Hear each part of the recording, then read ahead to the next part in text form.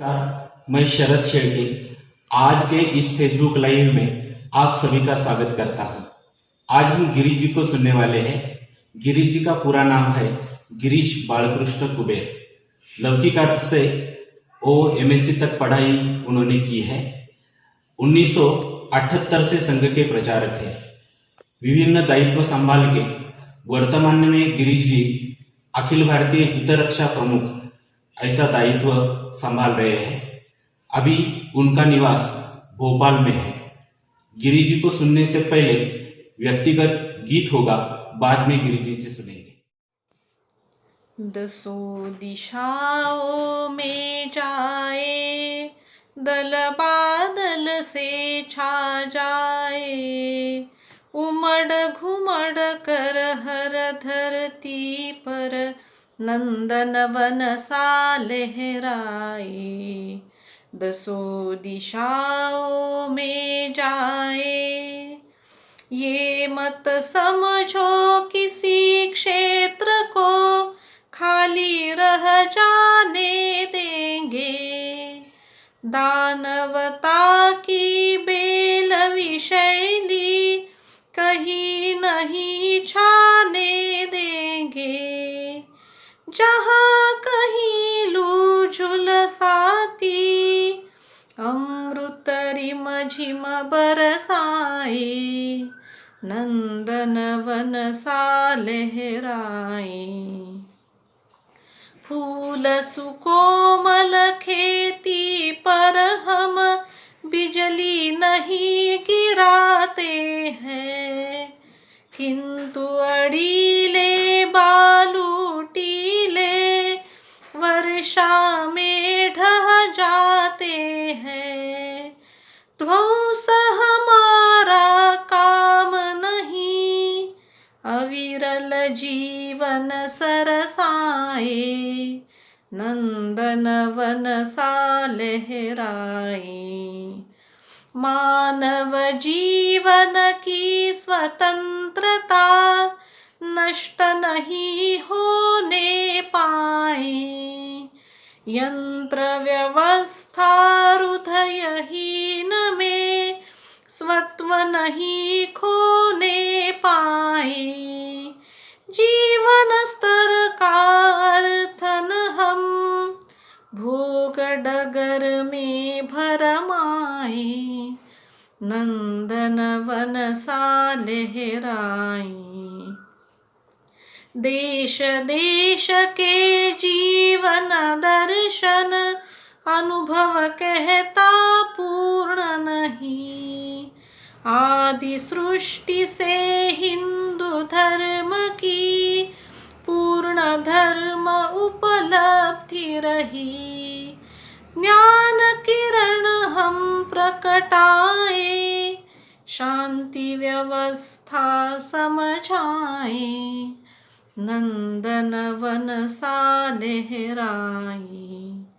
दसों दिशाओं में जाए, दल बादल से छा जाए, उमड़ घुमड़ कर हर धरती पर नंदन वन सा लहराए। दसों दिशाओं में जाए।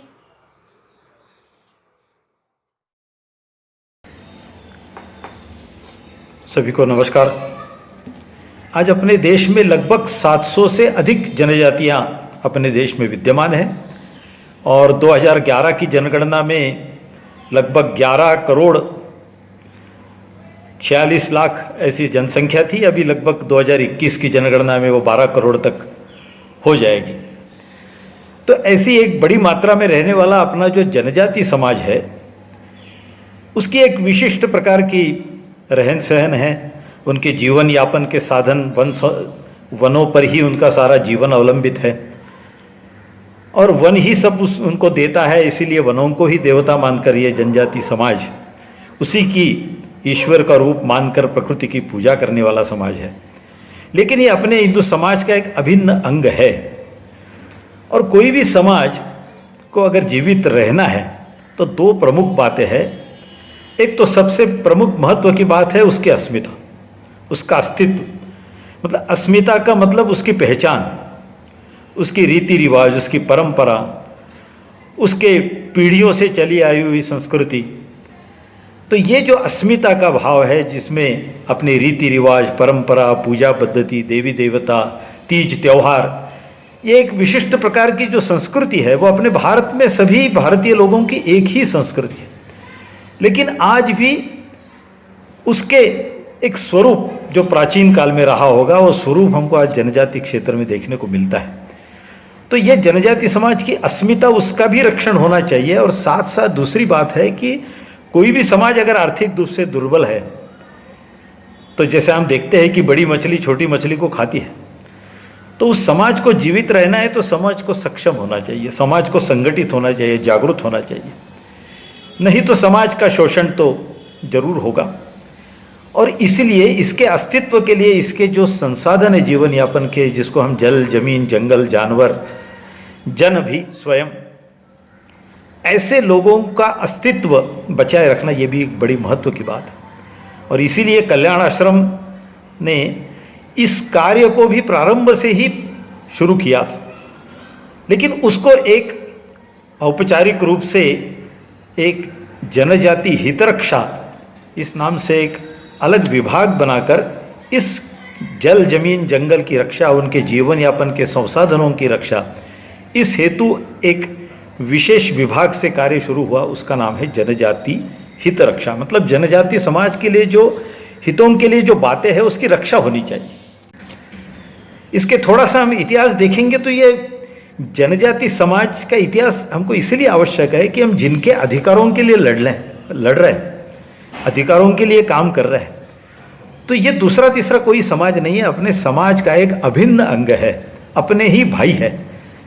अगर संक्षिप्त में हम इतिहास देखेंगे तो अखंड भारत के सीमा में पूर्वी ईरान से लेकर ब्रह्मदेश से लेकर थाईलैंड तक जो सीमा की रक्षा हुई वो इसी जनजाति समाज ने किया। उनको उस समय अलग अलग टोली के रूप में बोला होगा, लेकिन इन्होंने ही अपनी सीमा का रक्षा किया है। और इसके बाद भी जो भी मुगलों का आक्रमण हुआ, ब्रिटिशों का आक्रमण हुआ, इस सारे आक्रमणों में ये सारा जनजाति समाज हमारे साथ में लड़ा है। जैसे पूंजा भील राणा प्रताप के साथ लड़ा है, छत्रपति शिवाजी महाराज के साथ अनेक मावले लोग लड़े हैं। इसलिए गीत में हम भी कहते हैं कि हारे जीते संघर्षों में साथ लड़े बलिदान हुए, काल चक्र की मजबूरी में रिश्ते नाते बिखर गए। तो हारे जीते जो भी संघर्ष थे हम सब साथ में लड़े हैं।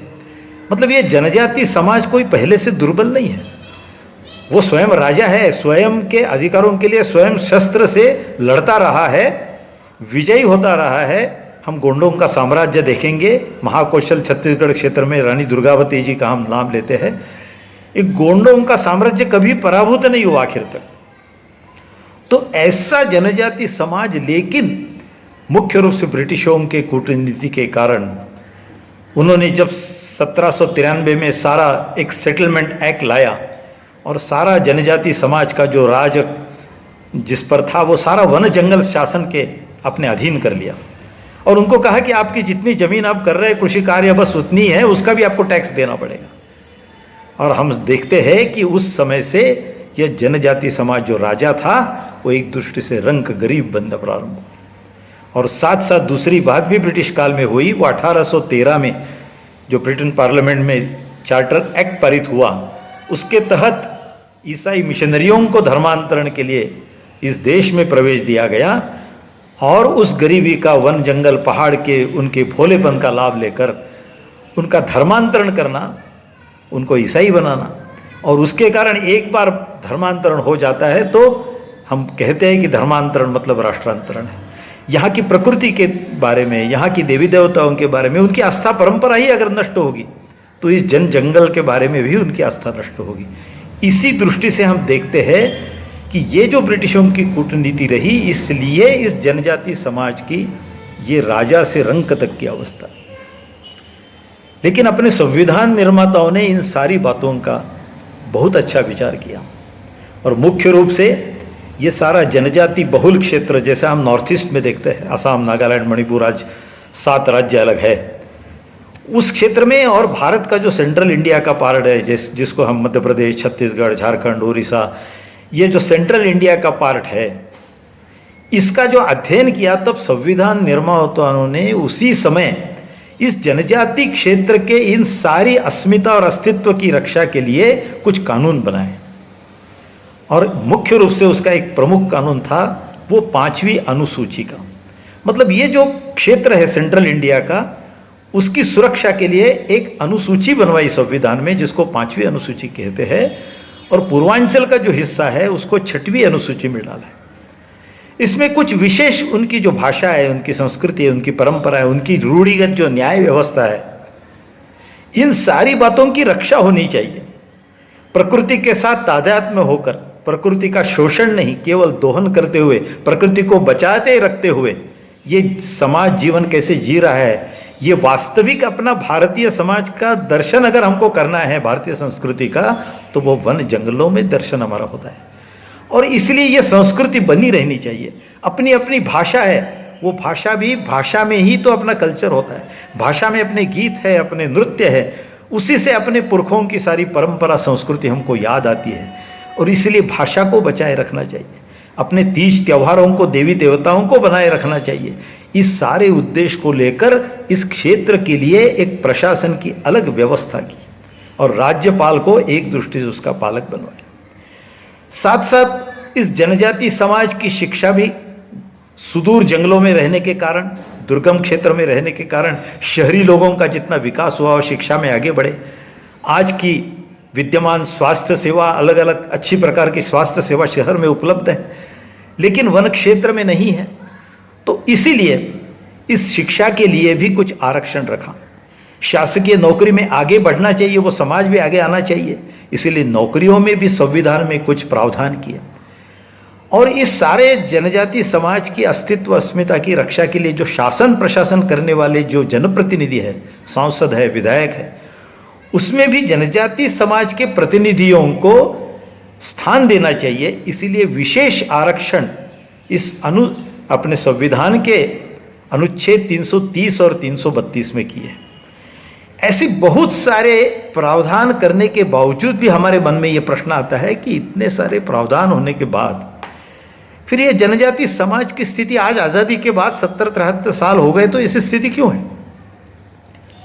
और ये भी जैसे मैंने प्रारंभ में बताया कि नगरीय विकास और ग्रामीण वन क्षेत्र का विकास, इसमें आज भी अंतर है। ग्रामीण क्षेत्र में आज तो कुछ न कुछ मात्रा में और अधिक विकास हुआ है, लेकिन वन पहाड़ों में आज भी ऐसे वन पहाड़ है जहां पैदल ही जाना पड़ता है, जहां बिजली आज भी नहीं गई है, जिन लोगों ने कभी रेलगाड़ी भी देखी नहीं है, कभी समुद्र देखा नहीं है। मतलब इस प्रकार से जो जनजाति समाज है, ये गैप तो वैसे ही रही है। और इस गैप को अगर फिल करना है तो इतने सारे उनके अस्तित्व के लिए, उनके जीवन यापन को और सुदृढ़ करने के लिए, उनकी जल जमीन जंगल की रक्षा करने के लिए, उनके लिए जो सारे शासकीय प्रावधान है, वित्तीय सहाय है, वो उन तक पहुंचे और उसको ग्रहण करते हुए जागरूकता से संगठित होकर इस सारे अधिकारों को लेकर हम सारे समाज के साथ आगे बढ़े, इस विचार के उनके मन में भी ढालने की आवश्यकता है। और मुख्य रूप से ये जनजाति हितरक्षा विभाग का काम यही है। और ये जनजाति हितरक्षा का काम इसलिए है, और इसलिए मैंने कहा कि एक 3-4 प्रमुख कारण आज जो ध्यान में आते हैं, जिस पर जनजाति हितरक्षा के माध्यम से कल्याण आश्रम कार्य कर रहा है। और भी अनेक संगठन समाज में काम कर रहे हैं, अनेक संस्थाएं काम कर रहे हैं, स्वयं जागरूक जनजाति समाज जहां है वो भी उसके लिए काम कर रहा है। क्योंकि ये अधिकारों को दिलाना, हमारी तो ये कल्पना है कि ये अधिकार मतलब कोई ये देने वाला कोई है और ये लेने वाला कोई याचक है, ऐसी स्थिति नहीं है। क्योंकि हम सब जानते हैं कि जब भारत का संविधान बना तब पहले पंक्ति में हमने लिखा है we the people of India, मतलब हम सब भारत के नागरिक है। इसमें नगरवासी आए, ग्रामवासी आए, वनवासी आए, और हम सब मिलकर हम सब भारत के नागरिक, we the people of India, ये हम सब अधिकार देते हैं, ये प्रावधान करते हैं। एक दृष्टि से ये सुरक्षा है, उनकी संस्कृति की सुरक्षा है, उनके जीवन यापन के संसाधन सुरक्षा है। नहीं तो कोई भी अमीर आदमी, कोई बड़े लोग वहां जाकर उनकी जमीन तो तुरंत खरीद ले सकते हैं, उनको मजदूर बनवा सकते हैं, जो एक समय राजा थे। तो इसीलिए जब तक वो जागरूक नहीं होते, शिक्षित नहीं होते, संगठित नहीं होते, सबके साथ एक कतार तक नहीं आते, तब तक ये प्रावधानों की जरूर आवश्यकता है। इसीलिए आरक्षण की तब तक आवश्यकता है। और इसीलिए ये समाज, लेकिन ये प्राप्त करने के लिए एक सबसे महत्व की बात है कि जनजाति समाज का भी एक स्वभाव है। जैसे हम देखते हैं कि प्रकृति के साथ ही जीवन है, तो जो प्रकृति देता है बस उसी पर संतुष्ट है, अल्प संतुष्ट, जो मिलेगा उसी के आधार पर अपना जीवन है। कोई और अधिक आवश्यकता है वो उस समाज की नहीं है। और इसीलिए कोई मांग के लेना है, कोई रोजगार हमी का काम मांग के लेना है, कोई वृद्धा पेंशन लेना है, विधवा पेंशन लेना है, इंदिरा आवास का घर लेना है, इसके बारे में जानकारी भी कम है। और इसके लिए कोई, हम अपना अधिकार है तो कोई हम जाकर संघर्ष करके लेना चाहिए, ये मन में विचार भी नहीं आता है। मतलब मैं ऐसे ही जब ये पोलावरम डैम का पानी जब अपने छत्तीसगढ़ बस्तर के कोंटा के पास गांव में आने वाला है, तो कोंटा के पास कुछ गांव में गया, उनको बताया कि अगर ये पानी आएगा आपकी जमीन सब घर चले जाएंगे। तो सहज रूप से उन्होंने बोला कि उसमें क्या है, हम और जंगल में चले जाएंगे, और जंगल इतना बड़ा पड़ा है, यही हमारी देवता है, हम जंगल में और अंदर चले जाएंगे। मतलब प्रकृति है, निसर्ग है, उसके अधिकार के लिए लड़ना ये जागरूकता ही नहीं है। इसीलिए पहली बात हित रक्षा में करना चाहिए तो जनजाति समाज को जागरूक करना, शिक्षित करना, इसकी आवश्यकता है।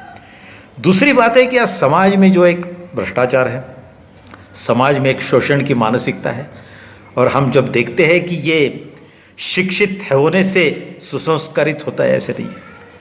इतने भी शासन है, जो प्रशासकीय है, बड़े बड़े अधिकारी है या कोई बड़े बड़े व्यापारी है, जो भी आज जनजाति क्षेत्र में गए हैं, ऐसा ध्यान में आता है कि जनजाति क्षेत्र का शोषण ही आज भी चल ही रहा है। कुछ मात्रा में कमी जरूर आई होगी, लेकिन साहूकारी के माध्यम से हो, व्यापार के माध्यम से हो, उनकी जमीन कानून से नहीं गैर जनजाति ले सकता, लेकिन फर्जी रूप से उस जनजातियों की जमीन भी गैर जनजातियों के पास हो जाती है। ऐसी अनेक समस्याओं को लेकर ये शोषण और भ्रष्टाचार के कारण भी जनजाति समाज के कानून और संविधान में प्रावधान होते हुए भी उसका हनन हो रहा है। और दूसरी एक बात हमको रखना है, ध्यान में रखना है कि बहुत बार उनके कहने में भी आता है कि अपने जो भी शासकीय अधिकारी बोलो या जो भी उस वन क्षेत्र में व्यक्ति जाते हैं, तो कभी कभी ये वास्तवता में भी ध्यान में आता है कि वो बोलते हैं कि बस 3 लोग हमारे इस वन क्षेत्र में मत भेजिए। एक है पुलिस, एक है वन रक्षक, और तीसरा है पटवारी, जो जमीन की हेराफेरी करता है। पुलिस लोग, उनको अनुभव आता है कि किस प्रकार से तकलीफ होती है, और वन रक्षक तो सारे वनोपज जिनके वो मालिक थे, राजा थे, लेकिन आज भी वनोपज से कोई लकड़ी लाए, जलाओ लकड़ी लाना है, कुछ औजार खेती के बनाना है तो उसके लिए जुर्माना भरना पड़ता है। आज बिहार में आप देखेंगे तो शराबबंदी के कारण वहाँ महुआ इकट्ठा करना भी सरकार ने मना कर दिया है, जो उनका जीवन यापन का साधन है। एक पेशा कानून के तहत, वन अधिकार कानून के तहत वन संसाधन का मालिकी अधिकार देता है, और दूसरा कानून शराबबंदी के कारण उनको उसके जीवन यापन से ही वो उनको सरकार वो जीने नहीं दे रही है। तो ऐसे बहुत सारे कानून भी ऐसे बने हैं, इसको लेकर जो शासन प्रशासन की संवेदनशीलता चाहिए वो भी नहीं है। और ये इस सबके पीछे जो कारण है, तो हम जो कल्याण आश्रम, ये जनजाति हित रक्षा की जो लड़ाई लड़ रहे हैं, ये कोई उनके ऊपर अन्याय हो रहा है और अन्याय दूर करने के लिए मैं कोई वकील हूँ और उसकी केस लेकर, वो मेरा कोई क्लाइंट है, उससे फीस लेकर मैं प्रयास करूँगा, उसको मिला तो मिला, नहीं तो नहीं, इस भाव से नहीं है। और इसीलिए मैंने इस जनजाति समाज का प्रारंभ में इतिहास बताया कि हमको ये ध्यान में रखना है कि नगरवासी, ग्रामवासी, वनवासी, हम सब भारतवासी, हारे जीते संघर्षों में साथ लड़े बलिदान हुए, और इसलिए हम सब एक ही तू मैं एक रखते एक समाज के हैं। तो अपने ही एक दुर्बल भाई है, उसको अपने साथ लाना है, तो उसके लिए जो भी प्रावधान है वो उन तक पहुंचाने के लिए प्रयास करना, ये जनजाति हित रक्षा का काम है। और इसीलिए एक प्रारंभ अगर हम देखेंगे तो एक प्राथमिक काम इस जनजाति हित रक्षा की दृष्टि से करना पड़ता है वो गांव गांव में, वो है दस्तावेजों की पूर्तता। हम सब जानते हैं कि ये जनजाति समाज आज भी ऐसा है कि वो जमीन कर रहा है पीढ़ियों से, ब्रिटिश काल से, लेकिन उसके जमीन के पट्टे उसके पास नहीं है। वो घर है उधर, उसके बारे में कोई घर का टैक्स देता है, लेकिन उसका कागज है उसके पास कोई मालूम नहीं है। मतलब किसी भी प्रकार का कागज, कोई वृद्धा पेंशन लेना है तो आयु का सर्टिफिकेट नहीं है, जाति का प्रमाण पत्र नहीं है, वो रोजगार कमी का काम लेना है तो जॉब कार्ड चाहिए। और इसलिए दस्तावेजों की पूर्तता, यह भी पूरे देश भर में कल्याण आश्रम के कार्यकर्ता, ये एक गांव गांव के अपने, वो स्वास्थ्य रक्षक हो, एकल विद्यालय के आचार्य हो, ग्राम समिति के कार्यकर्ता हो, संगठन के कार्यकर्ता हो, वो सब मिलकर जो प्राथमिक दस्तावेजों की पूर्तता है वो करने का पहले प्रयास कर दें। और दूसरी बात है कि दस्तावेज जब अपने पास आते हैं तब इस दस्तावेजों के आधार पर जो भी शासन की योजना है, जन कल्याणकारी योजना है, उसका लाभ दिलवाना। तो उनको सिखाना पड़ेगा कि जॉब कार्ड कैसे निकालना, फिर आवेदन कैसे करना, आवेदन करने के बाद उसकी पावती लेना, रिसीट लेना, ये एक सबसे बड़ी महत्व की बात है। आज कोई भी जनजाति अधिकारी बोलता है पावती भी नहीं मिलेगी, और कैसे मांगना ये वन अधिकारी के पास और कोई तहसीलदार के पास रिसीट कैसे मांग। तो ये एक सामान्य प्राथमिक बातें हैं, और ये होने के बाद, रिसीट मिलने के बाद ही हम आरटीआई लगा सकते हैं सूचना के अधिकार के तहत। और इसके लिए हर गांव में एक ऐसी सक्षम समिति होना चाहिए, जो ग्राम समिति है, गांव के कुछ युवा लोग हैं, उनको इसके बारे में सजग जागरूक करना, आवेदन कैसे निकालना, उसकी पावती कैसे लेना, आरटीआई कैसे लगाना, ये एक महत्व की बात, सबसे बड़ी महत्व की बात। विस्थापितों की आज अब देखेंगे संख्या, तो 2012 में जो आंकड़े आए हैं उसमें अपने देश में जितने भी संख्या विस्थापित हुई है आज़ादी के बाद 50 साल में, उसमें लगभग 46% जनजाति समाज है। जनजाति समाज है केवल 8.6%, 8.5% है, लेकिन विस्थापित 46% जनजाति समाज हुआ है। मतलब विस्थापित तो लोग होते हैं, सभी के होंगे, लेकिन 6 गुना से अधिक विस्थापन ये जनजाति समाज का हुआ है। और विस्थापन की समस्या बहुत दुखदायक होती है। जनजाति समाज की अगर अस्मिता, अस्तित्व, संस्कृति, परंपरा रखना है तो वनों से बेदखल करके इस जनजाति समाज की संस्कृति, अस्मिता, अस्तित्व बचाए रखने वाला नहीं है। और इसीलिए रखना है तो ये पर्याय भी नहीं होना चाहिए, इसलिए उनके पुनर्वास भी सही हो, इस दृष्टि से प्रयास करना चाहिए। और इसलिए जो अलग अलग कानून बने हैं, उस कानून को लेकर भी ठीक से क्रियान्वयन करने के लिए हितरक्षा विभाग कार्य कर रहा है। इससे सबसे बड़े महत्व के 2 कानून आज के समय में है, वो है एक पेशा कानून जो अनुसूचित क्षेत्र के लिए लागू है, लेकिन वन अधिकार कानून ये सभी जगह जहां जहां जनजाति समाज है या अन्य परंपरागत वन निवासी समाज है, वो जनजाति की एसटी की सूची में नहीं होगा, लेकिन वनों पर अवलंबित है। जैसे कर्नाटक में एक गवली समाज है, वो वनों पर ही उनका सारा, वनों के घास पर उनके सारे जानवर, उनके दूध का धंधा व्यवसाय चलता है, पीढ़ियों से चल रहा है। तो ऐसे लोगों को उसका अधिकार मिलना चाहिए। लेकिन आज 2006 में कानून पारित हुआ, आज 14 साल हुए, 10% भी सामुदायिक वन संसाधनों का अधिकार उनको दिया नहीं। लेकिन जहां दिया है वो जनजाति समाज आज वो छोटा छोटा गांव लाखों रुपए कमा रहा है, वहां का बांस, तेंदुपत्ता, महुआ का वो स्वयं टेंडर निकाल रहा है, उसकी बिक्री कर रहा है। तो ये कानून तो बहुत अच्छा है। पेशा कानून के तहत ग्राम सभा को अधिकार है कि गांव में ये जमीन अगर कोई हस्तांतरण होता है तो ग्राम सभा की अनुमति चाहिए। वहाँ कोई शराब के अन्य बाहर के ठेके है तो उसको वो मना भी कर सकता है। वहाँ के लघु वनोपज, वहाँ की मिट्टी, रेती, गिट्टी ऐसी जो होगा, लघु खनिज है, उसका भी उसका मालिकाना अधिकार है। मतलब उसके जीवन यापन के लिए सारी बातों को है।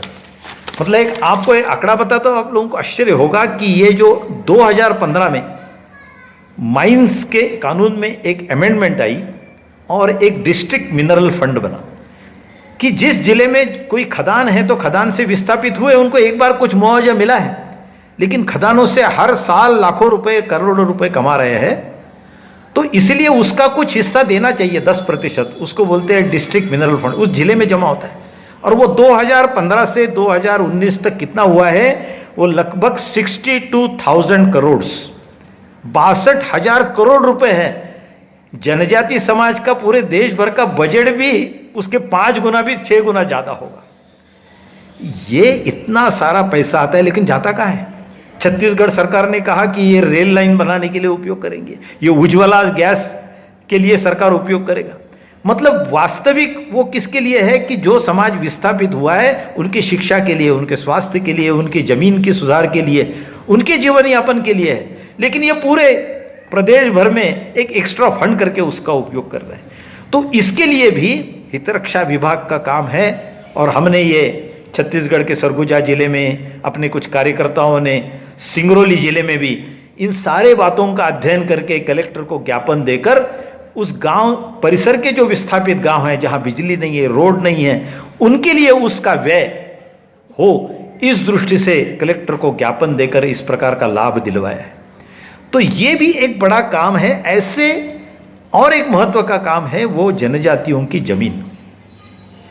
एक ही घटना में बताता हूं कि अभी कुछ दिन पहले ही, 1 साल पहले ही, उत्तर प्रदेश के सोनभद्र जिले में एक गुम्बा गांव है। उस गुम्बा गांव में 10 जनजातियों की हत्या हो गई, बंदूक से हत्या हो गई, गांव के मुखिया ने की। और बाद में सब उसकी जांच होने के बाद ऐसा ध्यान में आया, वो घटना होने के बाद 4-5वें दिन ही मैं भी स्वयं गया था, अपने कल्याण आश्रम के वहाँ के कार्यकर्ता भी गए थे, कलेक्टर से मिले, मुख्यमंत्री जी से मिले, तुरंत वो समिति नियुक्त की, जांच की, और वो जांच का रिपोर्ट आने के बाद ऐसा ध्यान में आया कि आज़ादी के पहले से वो जनजाति समाज वहाँ काम कर रहा है। किसी उस समय किसी तहसीलदार ने किसी सोसाइटी के नाम पे कर दी, वो सोसाइटी को चंदा देते थे, फिर बाद में उसमें से कुछ 2 लोगों ने किया, फिर गांव के मुखिया को बेचा, वो वनवासी बेचारे किसी को टैक्स देते ही रहे। और एक बार वो जो मुखिया कब्जा लेने को आया वो नहीं दिया तो गोलीबारी करके 10 लोगों को मारा। ये सब जांच के बाद ध्यान में आया कि ये सोसाइटी ही फर्जी है, आज़ादी के पहले से ये लोग कर रहे हैं, इनको जमीन देना चाहिए, उन लोगों को जमीन के पट्टे मिले। लेकिन आश्चर्य है कि आज सोनभद्र में ऐसे 57 समितियां हैं। क्या हर एक समिति में 10-10 लोगों को गोली से मरना पड़ेगा, उसके बाद ही पट्टे मिलेंगे? तो इनको ये सारे कानूनी जो बात है, इसके सारे दस्तावेज इकट्ठा करके इनको लड़ने के लिए वहाँ के अपने जो वकील बंधु होंगे, अपने समाज के जो पढ़े लिखे लोग होंगे, कोई प्राध्यापक होंगे या राजनीतिक होंगे, उन सब लोगों ने मिलकर वास्तविक अपने संविधान का जो भाव we the people of India है, ये भाव से हमको काम करना चाहिए कि हमारे ही भाई है जो हमारे साथ सारे संघर्षों में लड़े हैं, इनको हमको न्याय देना है। और इस दृष्टि से मुझे ऐसा लगता है कि इन सारी बातों के लिए हमको काम करना चाहिए। उसी प्रकार का एक उदाहरण झाबुआ जिले में आज चल रहा है कि दिल्ली बंबई 8 लाइन कॉरिडोर बन रहा है, तो थानला के कुछ गांव के वनवासियों को के खेत उजाड़ दिए, बुलडोजर से घर गिराना प्रारंभ हो गया और कहा कि आपको कोई मुआवजा नहीं है, सरकारी जमीन। बाद में पता चला कि नर्मदा के पुनर्वसन के लिए झाबुआ, बड़वानी, धार जिले में लैंड सेटलमेंट हुआ ही नहीं। उस समय रोक दिया गया, पूरे प्रदेश भर में हुआ, वो भी लोग आज़ादी के पहले से खेती कर रहे हैं। आज उसके लिए वो कानूनी लड़ाई हम लोग लड़ रहे हैं। तो ऐसे बहुत सारे देश में उदाहरण होंगे अपने अपने प्रांत में। और इसलिए ये जनजाति हितरक्षा का जो काम है, ये वास्तविक उनको न्याय दिलाने के लिए। और कभी कभी कुछ लोगों को लगता है कि इसके लिए लड़ने वाले तो बहुत सारे संगठन हैं, संस्थाएं हैं, लेकिन जनजाति हितरक्षा का एक हम सबको ध्यान में रखना चाहिए कि अपना जो भाव है, ये अपने ही जो भाई है उनके ऊपर जो अन्याय हुआ है उसको दूर करना है। एक बात हम समझ सकते हैं कि आज़ादी के पहले राजा थे, ये राजा सब समाप्त हुए। अपने देश जब आज़ाद हुआ तो संस्थान सब विलीन हो गए। जब राजा था तब किसी पर अन्याय होता था तो राज के दरबार में जाता था और न्याय मांगता था, राजा उसको न्याय देता था। अभी ये दुर्बल समाज, ये जनजाति समाज न्याय मांगने कहाँ जाएगा? अभी राजा तो नहीं है, तो उसके लिए न्याय मांगने के लिए आज का राजा मतलब आज का संविधान है, आज के अपने पार्लियामेंट ने पास किए कानून है। और इस दृष्टि से उनको न्याय दिलाने का काम ये सारे अपने संवैधानिक शासन, प्रशासन, अपने जनप्रतिनिधि, स्वयंसेवी संस्था और स्वयं जनजाति समाज का जागरूक समाज, इन सब का ये दायित्व है। और इसीलिए वनवासी कल्याण आश्रम अपने कार्यकर्ताओं को भी आह्वान करता है और समाज के भी आज पढ़े लिखे सारे नगरवासी, ग्रामवासी, वनवासी सभी लोगों का आह्वान करता है कि संविधान की मनीषा को लेकर और अपना ये वनवासी समाज से जो रिश्ता नाता है उसी गीत में जिसमें मैंने बताया कि काल चक्र की मजबूरी में रिश्ते नाते बिखर गए, उसके आगे पंक्ति है, एक बड़ा परिवार हमारा पुरखे सबके हिंदू है। तो इस भाव से हमको इन सारे जनजातियों को अपने साथ लाना है, तो उस जनजाति समाज को शिक्षित भी करना पड़ेगा। इन सारे बातों के प्रशिक्षण, ये भी एक बड़ा महत्व का विषय है। पढ़े लिखे गांव-गांव के लोगों की समितियां बनाकर उनको इन सारी बातों का प्रशिक्षण देना चाहिए। लेकिन कुछ तांत्रिक सहयोग, टेक्निकल सपोर्ट, कानूनी सपोर्ट ये देने की आवश्यकता है, और ये स्वयं प्रेरणा से ये करने की एक आवश्यकता है, ऐसे मुझे लगता है। और यह जो हितरक्षा के माध्यम से वनवासी कल्याण आश्रम कार्य कर रहा है, ये कोई संस्था का काम नहीं है, किसी एक संगठन का काम नहीं है, किसी व्यक्ति का नहीं है। अगर ये होना है तो अपने गांव के संसाधन, साधन संसाधन, ये जो पेशा कानून के तहत वन अधिकार के, सामुदायिक वन संसाधनों के अधिकार के तहत अगर ये संसाधनों पर अधिकार उनको मिलता है, वहाँ सारे संसाधनों का प्रबंधन के लिए ये कैंपा के में फंड कितना है, 48,000 करोड़ रुपए, एक 2-2 हजार करोड़ रुपए अलग अलग राज्यों में मिले हैं। ये वन क्षेत्रों को विकसित करने के लिए उसमें वनवासियों की सहभागिता होनी चाहिए।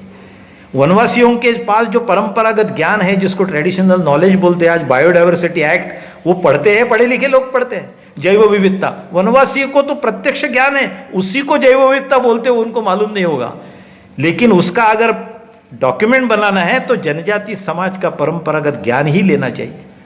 और इसके लिए इस प्रकार के जैव विविधता में काम करने वाले युवा लोगों ने, संस्थाओं ने भी, ऐसे महाविद्यालयों ने, हर गांव का जो पब्लिक बायोडायवर्सिटी रजिस्टर बनता है, जिससे उस क्षेत्र में, जनजाति क्षेत्र में कोई विशेष जड़ी बूटी है जिसकी दवाई बनती है, कोई विशेष प्रकार की सब्जी है, विशेष प्रकार के जीव जंतु है, तो उसकी रॉयल्टी भी उनको मिल सकती है। ये कानून तो बना है, ये कानून बहुत सारे बने हैं, उसको लागू करने के लिए एक जो अपनत्व का भाव चाहिए, वो भाव हम सब देशवासी अपने मन में रखते हुए इस जनजाति समाज को भी हम अपने साथ लाने के लिए ये जो कानून, संविधान से जो प्रावधान है, वो कानूनी अधिकार बोलते हो, लेकिन एक दृष्टि से ये प्रावधान है जिसके माध्यम से ये जनजाति समाज को भी हमारे साथ लाना है।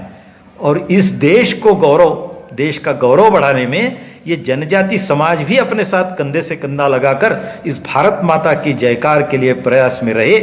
इस दृष्टि से हमको इस समाज को भी अपने साथ लाना है। इस दृष्टि से इस जनजाति हितरक्षा के इस कार्य को आप लोग समझें, और किसी भी संगठन के माध्यम से हो, संस्था के माध्यम से हो, व्यक्तिगत रूप के माध्यम से हो, इस समाज के लिए काम करना, यही अपना एक जीवन लक्ष्य मानकर अनेक लोगों ने काम करने की आवश्यकता है। इतना ही एक विचार आप सबके सामने रखते हुए मैं मेरी वाणी को विराम देता हूँ। नमस्कार।